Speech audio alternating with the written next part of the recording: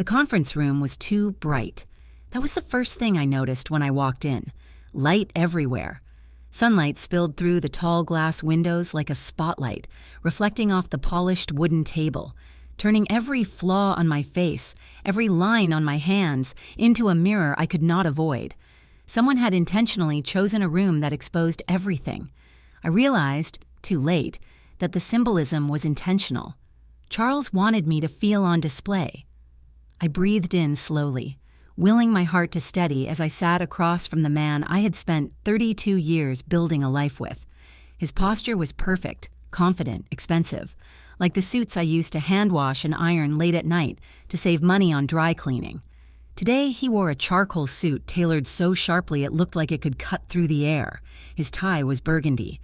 His favorite color, the one I used to compliment even when I secretly disliked it. Today, the color looked cruel. Welcome to my channel, I'm Mama Joe. And before I tell you what happened next, comment where you're watching from. I love seeing how far my stories travel. And don't forget to like and subscribe so you never miss a new chapter. His lawyer sat to his left, young, polished, amused. My lawyer sat to my right, older, quiet, unreadable. I appreciated that neutrality. I needed calm energy in this room of sharpened egos. "Let's begin," Charles said, adjusting his cufflinks with a casual flick of his fingers. The gesture was small, but the arrogance behind it filled the room like smoke. The younger lawyer slid a folder toward me. "Mrs. Whitmore, these documents outline the dissolution of the marriage, along with the agreed-upon distribution of assets." Agreed upon. I hadn't agreed to anything. Charles must have caught the flicker of confusion on my face because he laughed, a short, heartless sound that echoed off the polished walls. "Oh, Martha," he said, shaking his head as if I'd done something childlike. "Don't look so surprised. After all these years, surely you knew this was coming." No, I hadn't. Not like this. My hands trembled slightly, but I clasped them in my lap, straightening my back. He would not see me small. Not today. "You've already filed?" I asked quietly. He leaned back in his chair, arms folded in a victorious pose. "Of course. I'm done dragging dead weight. You're past your use now. I'm moving on." The words landed like stones against my chest, but I didn't flinch.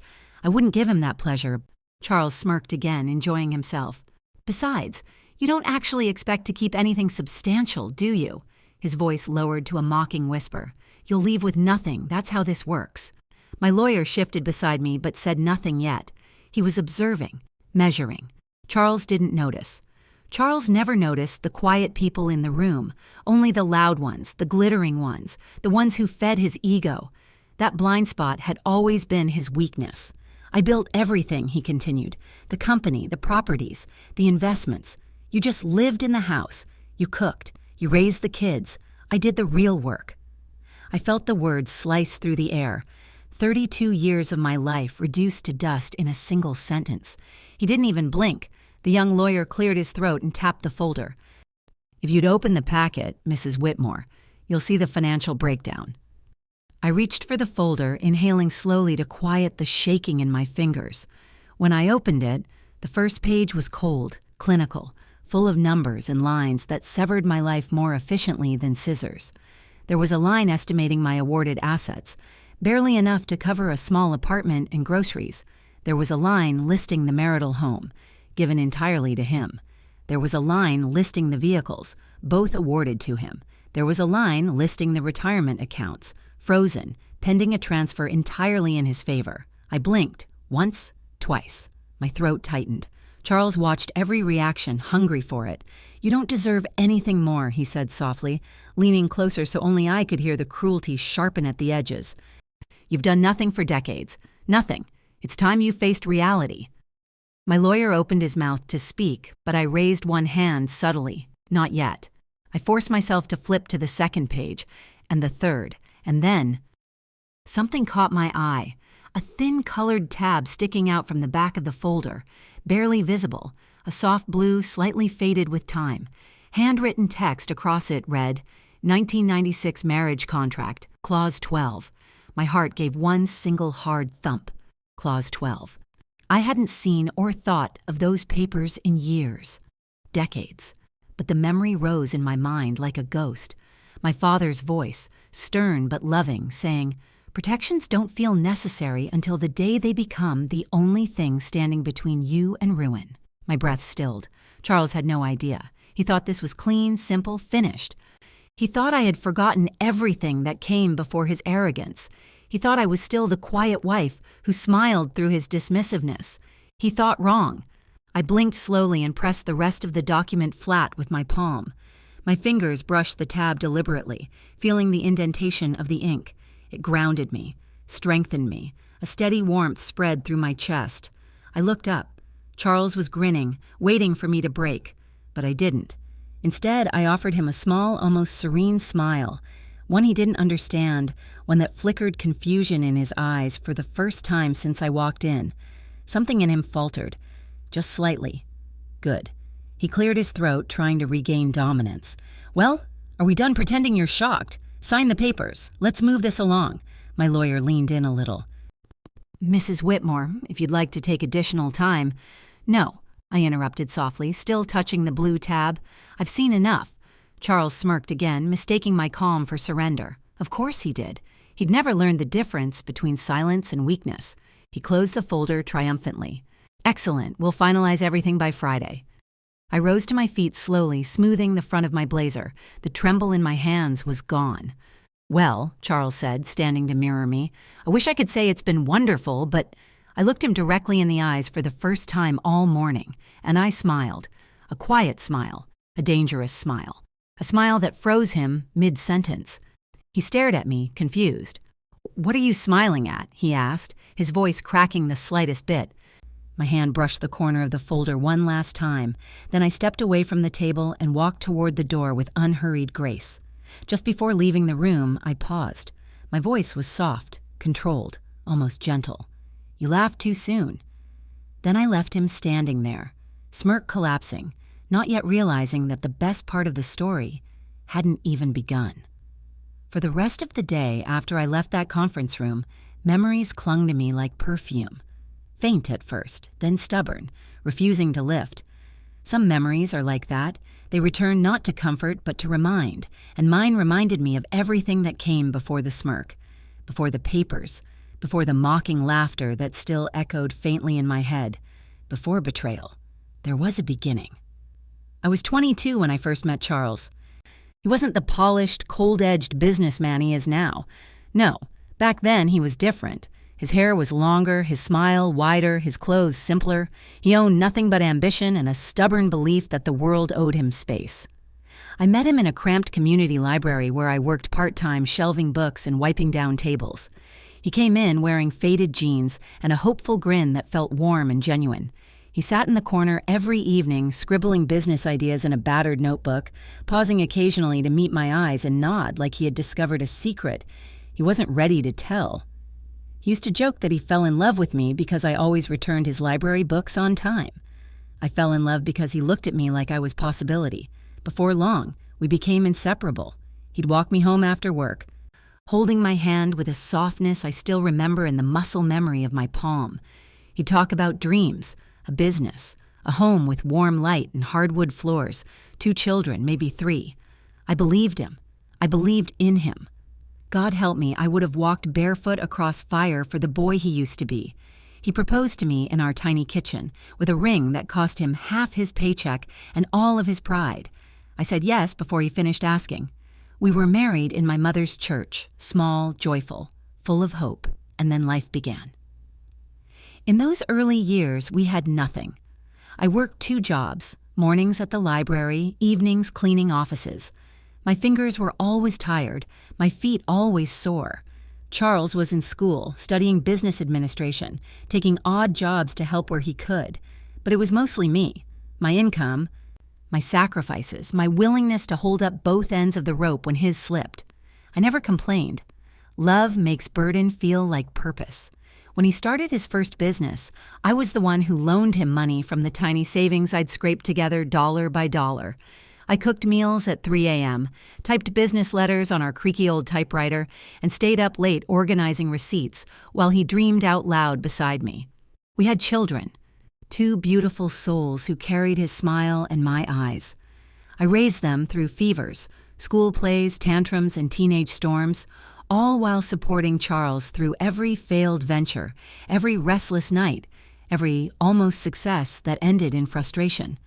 He would hold me and whisper, "One day, Martha, I'll make all of this worth it," and I believed him. But somewhere along the way, I can't pinpoint the moment, the Charles I loved began to fade. It didn't happen with a shout or a slammed door. No, it happened slowly, quietly, like the way a house settles into silence after everyone leaves. First, he became distracted. His eyes were always on his phone, emails, meetings, investors. Then he started missing dinners, then birthdays. Small dismissive comments seeped into conversations like poison diluted in honey. "Oh, Martha, you wouldn't understand. It's business." "You worry too much. You don't know how these things work. You stay home. Let me handle the real stuff." The real stuff, as if the lives I held together were imaginary. Success came to him like a tidal wave, big, consuming, addicting. His business took off. Suddenly, the man who once counted pennies was discussing investment portfolios and flying for conferences. And the more success he tasted, the more he changed. Affection became rare. Arrogance became familiar.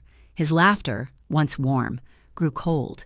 He surrounded himself with people who fed his ego, who clapped for decisions that should have been questioned, who mistook cruelty for strength.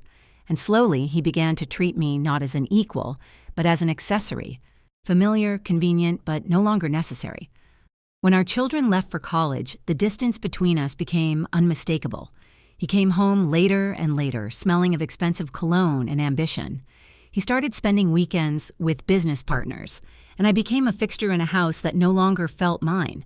I tried to talk to him, to remind him of who we were, but he waved me away gently at first, then impatiently, then cruelly. Some nights I cried quietly in our bedroom while he slept beside me, snoring softly, unaware or uncaring of the pieces of me that were breaking. It was during that time that I remembered my father. Before he died, he sat me down and spoke to me with a seriousness I didn't fully understand. He said, "Love the man you choose, but do not abandon the woman you are. Protect your future self. People change, Martha. Prepare for the day someone you trust stops choosing you." I had brushed him off gently back then. "Daddy, Charles would never—" He raised a hand. "It's not Charles I'm protecting you from. It's life." He insisted that, before marriage, I add protective clauses, ownership safeguards, inheritance protections, personal rights spelled out clearly.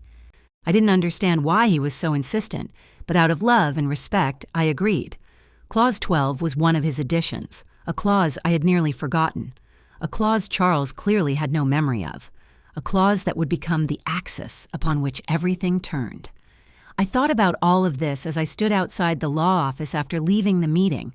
The winter air was cold enough to sting my cheeks, but it was nothing compared to the sting of what Charles had said inside that room. "You're past your use. You'll leave with nothing. You did nothing for decades." Decades. The same decades I had given him everything. My lungs trembled as I exhaled into the chilly air. Cars passed, people walked by, life continued as if my world hadn't just been uprooted and thrown at my feet. I clutched my bag tighter, feeling the outline of the folder inside, the folder containing the humiliation and the key. That thin blue tab pulsed in my mind like a heartbeat. 1996. Marriage Contract, Clause 12. I closed my eyes briefly. "My father warned me," I whispered. "He told me to protect my future self." And for the first time in years, I listened. I straightened my shoulders. My father hadn't just given me advice. He'd given me a lifeline, a shield, a weapon, a future. And standing on the cold sidewalk outside the law office, breath forming small clouds in the air, I realized something I had forgotten for far too long. Strength doesn't always roar. Sometimes it remembers. I opened my eyes. My father told me, "Protect your future self," I murmured. And on that cold morning, with Clause 12 burning bright in my memory, I finally understood. I returned to the conference room the next morning because Charles insisted on finalizing things quickly. His voice on the phone had been smooth, almost cheerful, like he was calling to plan a vacation instead of the end of our marriage. When I walked in, he was already seated at the head of the table, legs crossed, fingers steepled, confidence radiating off him like cologne. His lawyer sat beside him, a young man with slick hair and the kind of smirk born from winning battles he never actually fought. My chair was placed lower, farther from the documents, almost symbolic. Charles gestured for me to sit. "Martha, glad you could finally make it," he said, as though I had kept him waiting. I sat in silence. I noticed he liked that. The lawyer slid a thick stack of paperwork toward me. Divorce settlement drafts, asset declarations, property lists. The pages fanned out like snow, pale and cold. Charles tapped the folder with a pen. "This outlines how we'll divide everything," he said. But there was no division. Not in his eyes. He looked triumphant, like a man unveiling a throne. "All the major assets," he continued, flipping through the pages with the casualness of someone flipping through a menu, "the lake house, the 2 cars, the joint investment accounts, these will all revert to me." He spoke slowly, savoring every word. You won't need much. The court is generous with spousal support for women your age. Women your age." There it was again, the dagger he loved. The young lawyer chimed in politely. "It's a clean split, Mrs. Whitmore. Fair, standard. I suggest you sign quickly before this gets more complicated." More complicated for whom? He never answered that. Charles leaned back, folding his arms behind his head. "You'll still have your personal belongings," he said with a dismissive shrug.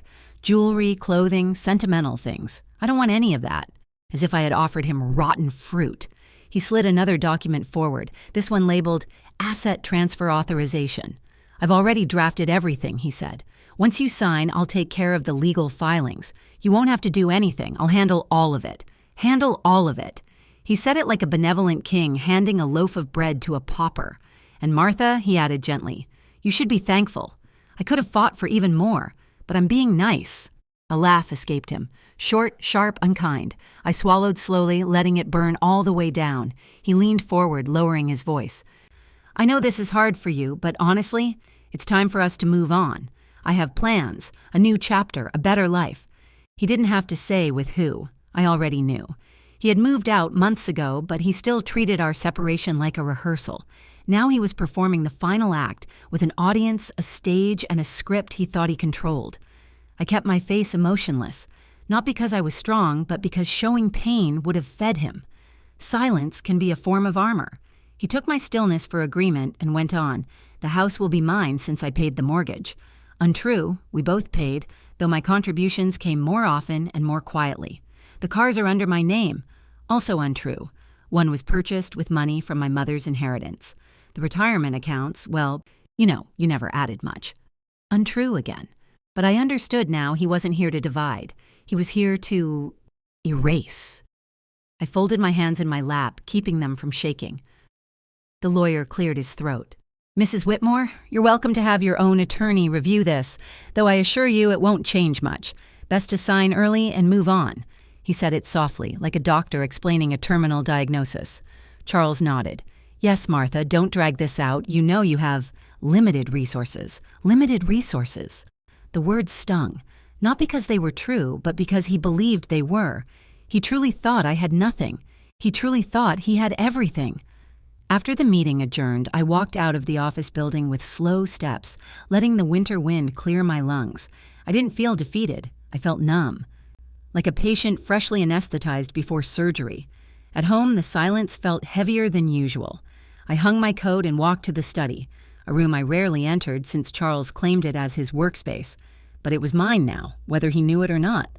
My eyes drifted to the filing cabinet in the corner, the bottom drawer, the one I hadn't opened in nearly 3 decades. My fingers trembled as I knelt and pulled on the handle. It stuck, as if clinging to the past, then finally slid open. Inside lay a worn leather binder, its edges softened by time. Marriage contract, 1996. Gold letters embossed across the front. My breath hitched. I hadn't looked at this since the week before our wedding, back when I was too in love to think clearly. Back when my father's voice had been the only warning light in a house full of candle flames.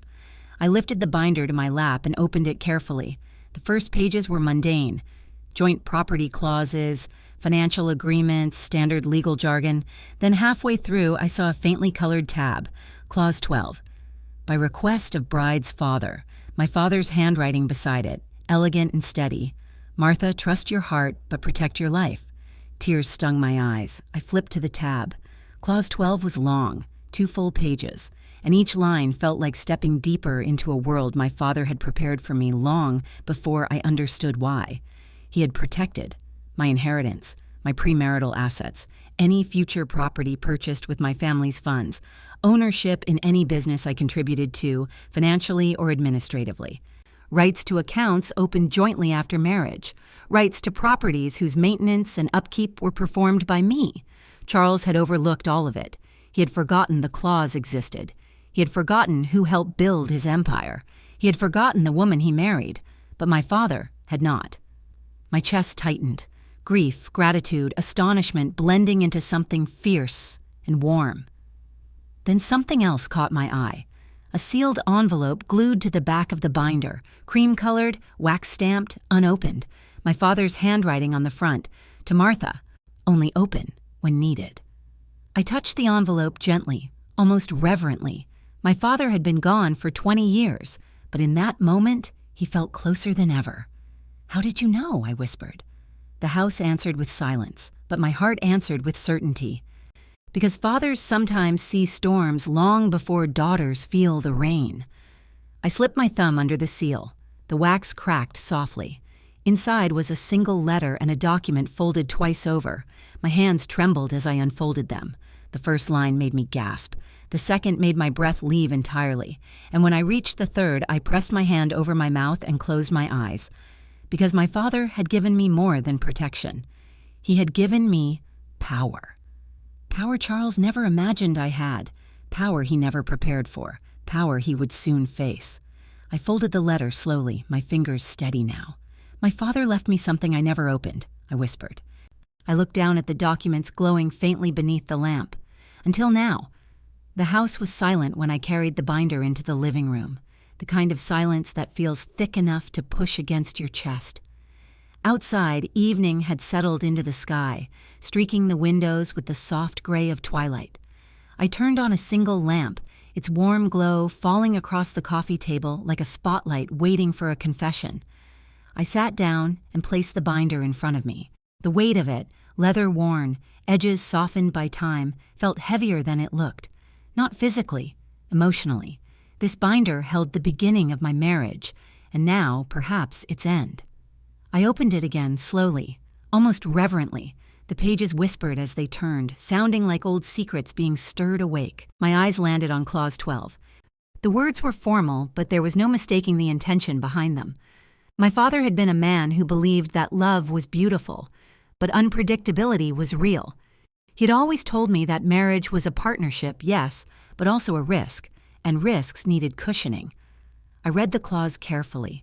Each line pulled me deeper into a truth I hadn't known I'd needed all these years. All properties, estates, lands, or assets inherited by the bride before or during marriage shall remain solely in her name. I exhaled slowly. The estate, the lakeside cabin, my mother's jewelry vault, everything he had spent the meeting claiming as his by right, was legally protected. I turned the page. Any business venture, investment, or enterprise requiring the bride's endorsement, signature, IT, or financial contribution shall result in her legal co-ownership and equitable share. My breath caught. Charles's company, his pride and joy, began with a $10,000 loan. From me, from my savings, from nights I spent delivering groceries and cleaning offices.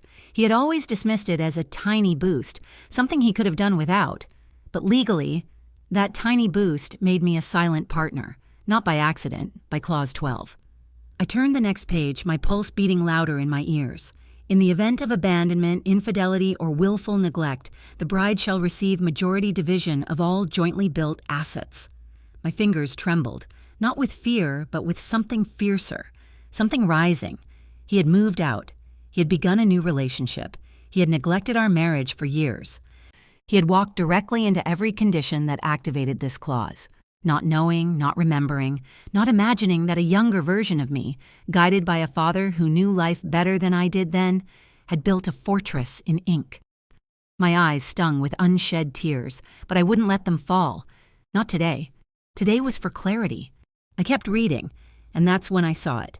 The envelope, cream-colored, thick, sealed with a wax stamp I hadn't touched in nearly 3 decades, my father's initials pressed into the soft wax like a fingerprint from the past. To Martha, only open when needed. My breath trembled out of me in small, shaky pieces. I ran my thumb lightly across the seal. The wax had cracked slightly from age, but the envelope was intact, heavy with purpose. My father had always been the type of man who spoke plainly but planned quietly. He was protective, careful, wise in ways I only understood as an adult, and now, sitting alone in a quiet room, I wondered if he had seen something in Charles all those years ago, something I had been too in love to acknowledge. I broke the seal. The sound was soft, but it felt like thunder. Inside was a letter folded in thirds. The paper had yellowed at the edges, but his handwriting remained steady, elegant, confident. The same handwriting that signed my school field trip permissions. The same handwriting that wrote birthday cards with poems in them. The same handwriting that held together a family when life pulled at the seams. I unfolded it slowly. "My dearest Martha," it began. My chest tightened. "If you are reading this, it means life has asked you to stand stronger than most women ever have to. And it means the choice you made to love was never the mistake. The mistake was believing love alone is enough." My breath hitched. My father had known. He had known something might happen. One day. Not what, not when, but that something would, and he had planned accordingly. Clause 12 was written to protect you, but protection is not the same as empowerment. You deserve more than to simply be shielded. You deserve to stand with ownership of what you helped build. Ownership. The word pulsed. I read on. "So I have arranged an additional document with the attorney who handled your marriage contract. You may not need it. I pray you never do. But if your husband ever forgets the value of the woman beside him, this will ensure the world remembers." My hands began trembling again. Inside the envelope was a second folded document. I pulled it out. It was thicker, stiffer. Legal paper, stamped, signed, official. I unfolded it carefully. And there it was, a transfer agreement from my father to me, stating that any shares, stock options, or business stakes tied to funds I contributed, directly or indirectly, would legally become mine if Charles ever sought divorce, separation, or dissolution of marital partnership. It listed 27% of Charles's original company shares, seed funded by my savings, 13% acquired through reinvestments made during our marriage, 9% from a silent partnership agreement negotiated by my father at the company's inception total, 49% of the company, nearly half. I stared at the number, eyes widening, but there was a final line, handwritten by my father at the bottom. "If he ever leaves you, Martha, the company does not leave with him." My fingers curled around the paper, pressing it to my chest. My father didn't just protect me. He built a safety net under the empire I had helped Charles create. A safety net Charles didn't know existed. A safety net he couldn't control. A safety net he had forfeited the moment he walked out of our marriage. I sat silently for several minutes, absorbing the truth. The house wasn't his. The cars weren't his. The accounts weren't his. The retirement wasn't his. The inheritance wasn't his. And the company he believed he alone built, half of it was mine. Legally, quietly, unshakably. My father had prepared for this day long before I ever imagined needing protection. The trembling in my hands eased as something steadier, stronger filled my chest. Not fear, not hesitation, not heartbreak. Strength. Cold, clear, steady strength. I placed the documents neatly back into the binder. Then I stood. And for the first time since the divorce began, I did not feel small. I did not feel lost. I did not feel like someone whose life was ending. I felt like a woman whose story was just beginning. I whispered into the quiet room, "He thought he was winning." I closed the binder gently, almost lovingly. He didn't know the game was set decades before he betrayed me. The morning after discovering my father's documents, I woke before sunrise. Not because of worry, not because of fear, but because strength, real strength, often arrives quietly, like dawn seeping through curtains. I stood in the kitchen, letting the soft golden morning light warm my hands while the kettle hummed. For the first time in years, my chest didn't feel heavy. I wasn't powerless. I wasn't abandoned. I wasn't at the mercy of a man who dismissed me. I had a weapon. Not forged in anger, but in preparation. A weapon given to me long before betrayal entered the room. Clause 12. And now, the sealed document my father left behind. Share ownership, rights, leverage, everything he thought was his alone was partially mine. I poured my tea slowly, savoring the quiet, because soon, very soon, the quiet would end, and I would be the one ending it. At 9 a.m., I arrived at the law firm, this time not as a woman cornered by divorce, but as someone who carried truth like armor. My lawyer, Sarah Whitmore, waited for me in a private office, her glasses perched low on her nose as she sifted through paperwork. She greeted me with a polite nod. "Martha? Ready?" I handed her the binder. When she opened it to Clause 12, she went still. Then she flipped the page, then another, and then she reached the sealed document my father left. Her reaction was exactly what I needed. She choked on her breath. "Martha," she whispered, scanning the lines faster. This is extraordinary." I sat calmly across from her, folding my hands. I wasn't sure if it was enforceable.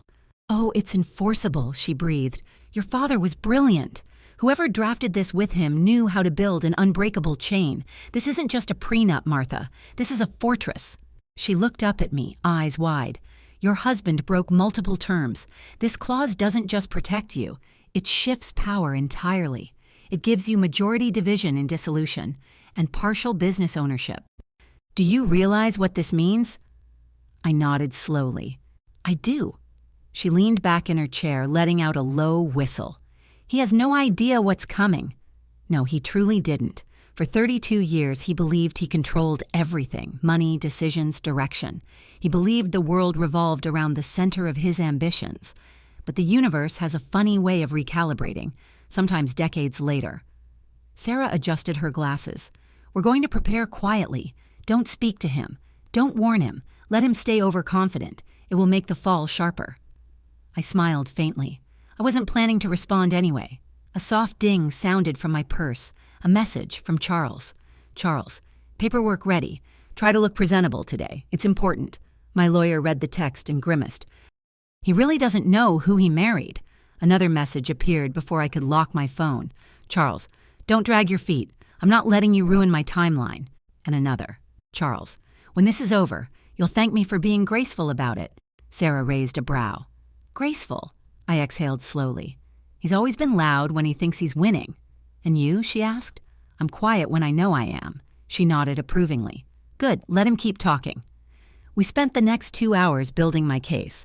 Receipts, old bank transfers, early business loan confirmations, maintenance invoices, notes proving household contributions, childcare documentation, and emails where Charles explicitly credited me for supporting his startup. Sarah stacked everything into categories, labeling them carefully. "You have one of the strongest cases I've ever seen," she said. "He walked right into every clause your father set." My heart swelled, not with pride, but with gratitude. My father wasn't here, yet he was guiding every step. At noon, Sarah excused herself to schedule hearings and reach out to the court. While I waited alone in the quiet office, my phone buzzed again. "Charles, we should go to dinner later to discuss the divorce publicly." Appearance matters. Appearance. Everything with him had become an image. Then Charles. "Wear something simple. Don't embarrass me." Sarah returned to find me staring at the phone. She sighed sharply. "Don't reply." "I wasn't planning to." "Good. Silence is your power right now." When I left the law firm, something unexpected happened. My phone rang, an unfamiliar number. I almost let it go to voicemail, but answered at the last second. "Mrs. Whitmore?" a professional voice asked. "Yes?" "This is David Henson from the Whitmore Holdings Board of Directors." I froze. The board never called me. They barely remembered my existence. "We received an inquiry this morning," he continued. "It appears your husband attempted to make several unilateral decisions regarding the company's assets." "Of course he did. And," the man said, his tone shifting, "we were informed you hold long-standing documents regarding original ownership stakes." My pulse quickened. "I do. We would like to meet with you, privately, today if possible." I closed my eyes for a moment. "Today is possible." "Excellent," he said. "To be clear, if what you have is valid, the board may require your oversight moving forward." My breath stopped. Oversight? As in Power, as in authority, as in he may lose what he values most. The call ended. I stood still for a long time, absorbing the reality. For decades, Charles assumed his rise was inevitable.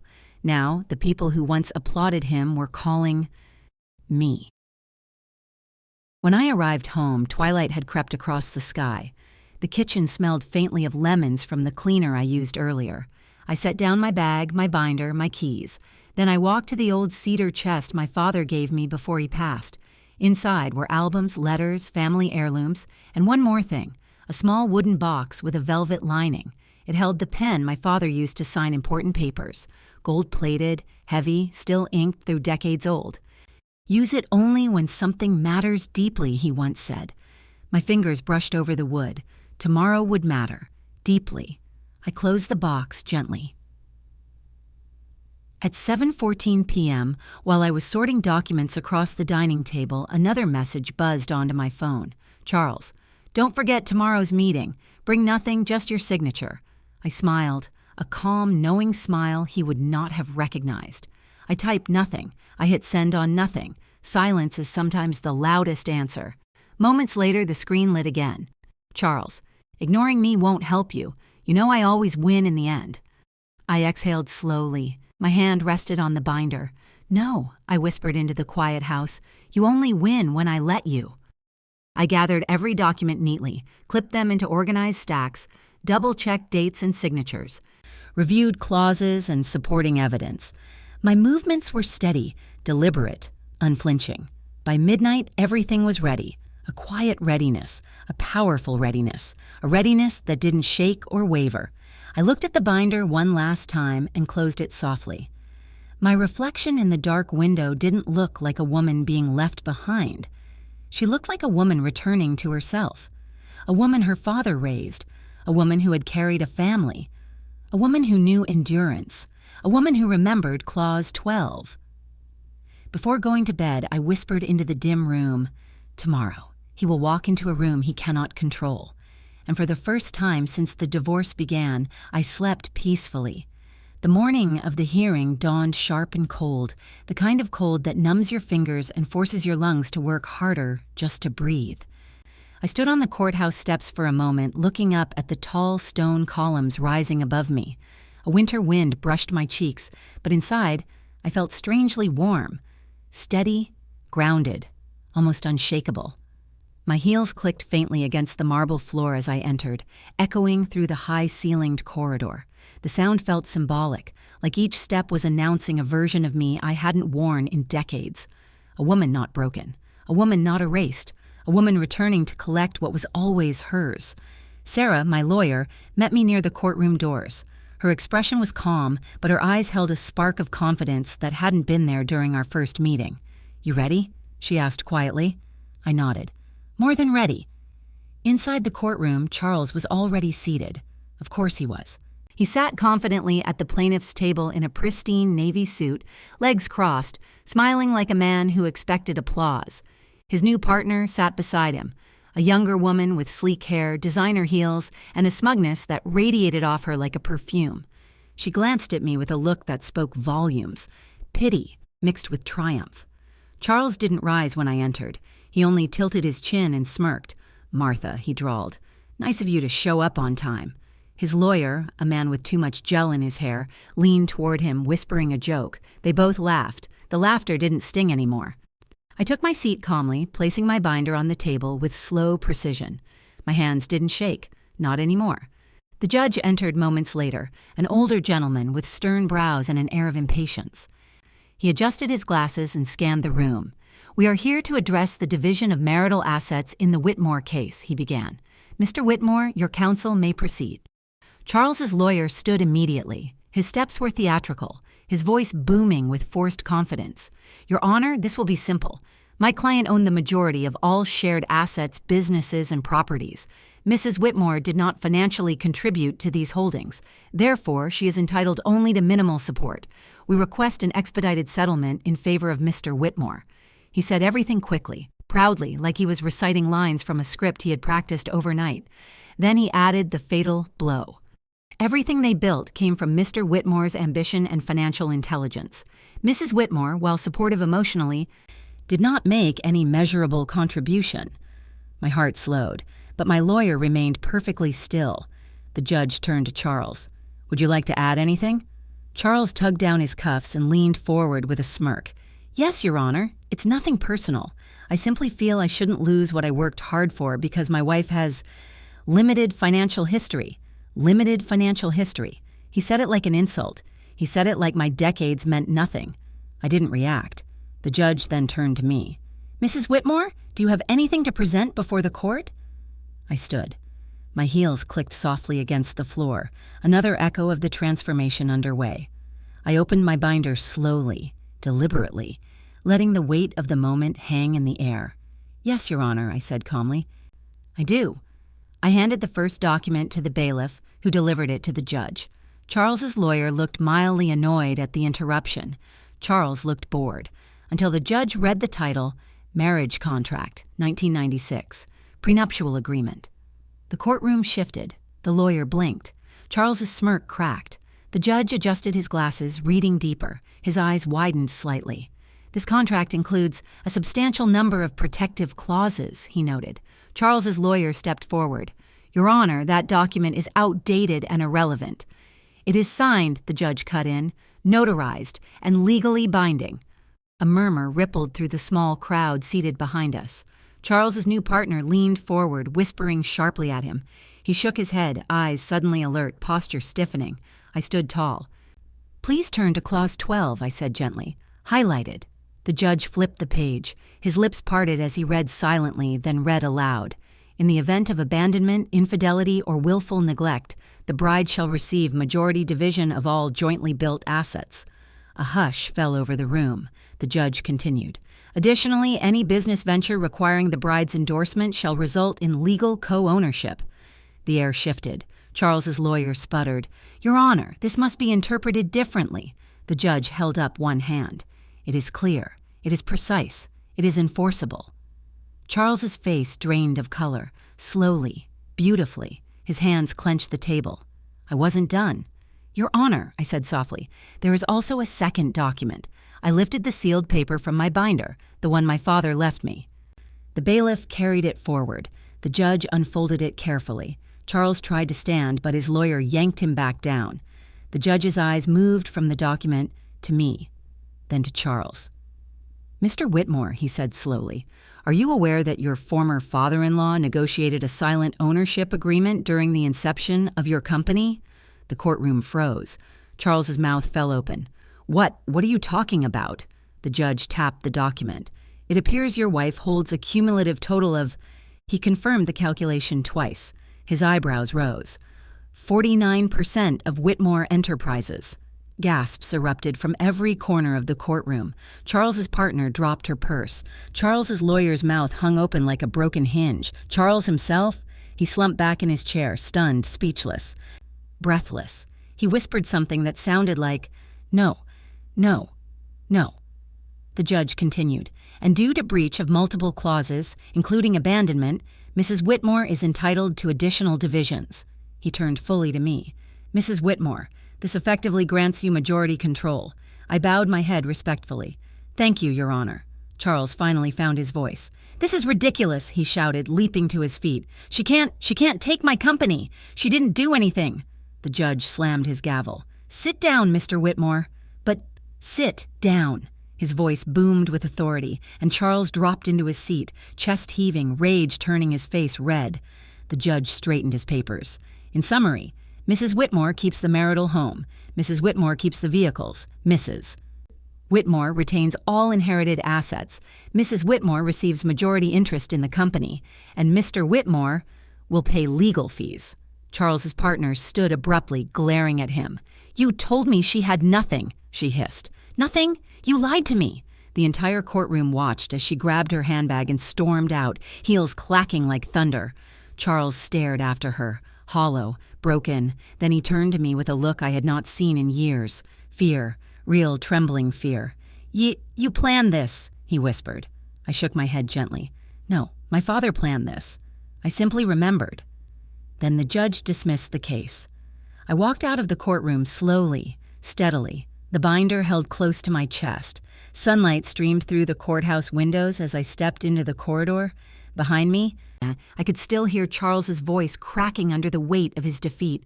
Ahead of me was freedom, strength, future. I did not look back, not once. I walked out graceful, leaving him drowning in the disbelief that his empire had just shifted hands into mine.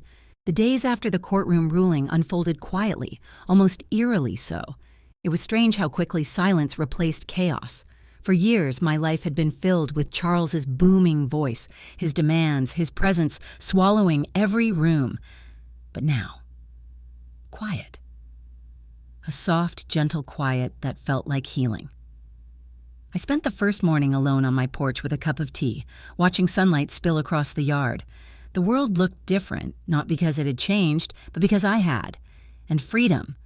Freedom changes the way light touches everything. My phone buzzed from the table beside me.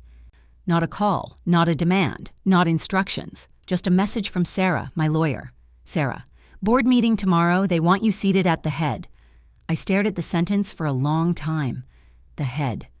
A place Charles always occupied, a place I never imagined being invited to. I typed back a simple response. I'll be there. Later that afternoon, a knock sounded at my door, soft, hesitant, not the knock of a man who still believed he held power. When I opened it, Charles stood on the porch, shoulders slumped, eyes swollen, the arrogance wiped clean from his face. I had seen him angry, I had seen him smug, but I had never seen him undone. Martha, he said hoarsely, we need to talk. I stepped outside, closing the door behind me. He noticed. His eyes flickered with something that looked like pain. He tried to smile, but it faltered. I shouldn't have let things go this far. I shouldn't have... He swallowed hard. Can we start over? Fix this? Fix this. The man who mocked me in front of a judge. The man who told me I would leave with nothing. The man who replaced me long before the divorce papers arrived. I met his gaze calmly. No, Charles. We cannot fix what you shattered with your own hands. His face twisted, desperation rising. That company, my job, my life. Martha, you can't just take everything. I didn't take anything, I said softly. You gave it away when you stopped valuing the person who built it with you. He took a shaky breath. I'm begging you, please. Don't ruin me. There it was. Not remorse, not love, not clarity, just fear. Goodbye, Charles, I whispered. Take responsibility for your own actions. I turned and walked inside. He didn't follow. He stood there for a long time, then finally left. His footsteps on the gravel were the last sound of him I heard for days. The boardroom. The next morning, I walked into the Whitmore Enterprises boardroom wearing a deep emerald suit. The color my father always said made me look like courage in human form. The board members stood. All of them. It startled me at first. Mrs. Whitmore, the chairman said with a respectful nod, your presence is overdue. I took my seat at the head of the table. The chair felt heavy, weighty with decades of decisions, power, legacies. My father would have smiled at this. He always did believe women carried empires quietly until it was time to reveal what they'd built. David, the board member who had called me earlier, slid documents toward me. We've reviewed your legal standing. You now hold controlling interest. Which means, he folded his hands, you choose the direction of this company. The men and women around the table watched me. Curiosity, respect, uncertainty, all swirling. I inhaled slowly. Let's begin restructuring, I said calmly. This company will not suffer because of one man's ego. Pens moved, heads nodded. I didn't smile, but the quiet fire inside me glowed a little brighter. As sunset painted the sky orange, I sat in my living room sorting through the last of the legal files. One envelope remained unopened, the one Sarah handed me after the hearing. The clerk found this in the archives, she'd said. Your father left notes in more places than one. I opened it now. Inside was a single sheet of paper, handwritten, my father's writing. By the second sentence, tears blurred the ink. My Martha, you will give more than you receive in life. That is the curse and gift of women with kind hearts. But if a day comes when someone mistakes your kindness for weakness, do not fight them with anger. Fight them with preparation. I pressed a trembling hand to my lips. He continued, If the man beside you forgets your value, let the world remind him. I built these protections not because I doubted your marriage, but because I never doubted your worth." A tear fell onto the page. "You are my legacy, not the wealth, not the shares. You." By the time I reached the last line, I could no longer hold back the soft sob waiting in my chest. "Rise, my daughter, and let no one dim the crown you carry." I folded the letter gently, holding it to my heart.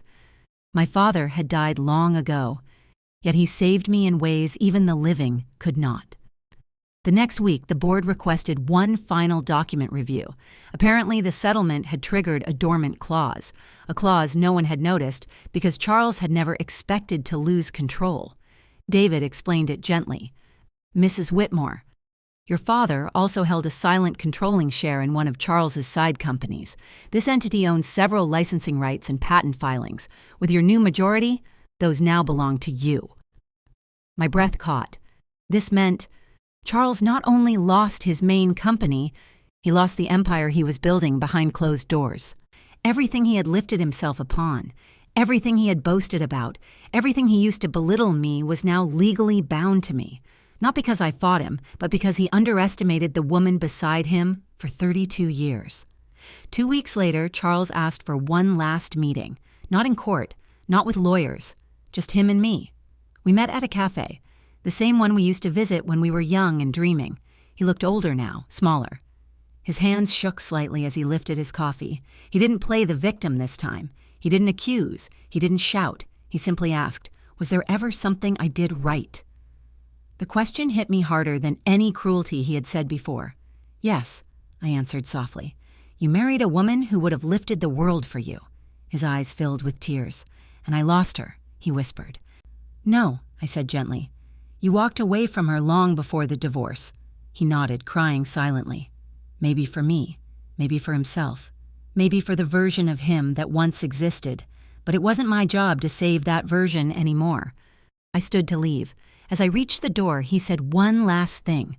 "Why didn't you destroy me completely when you could have?" I turned and smiled, not with triumph, but with peace.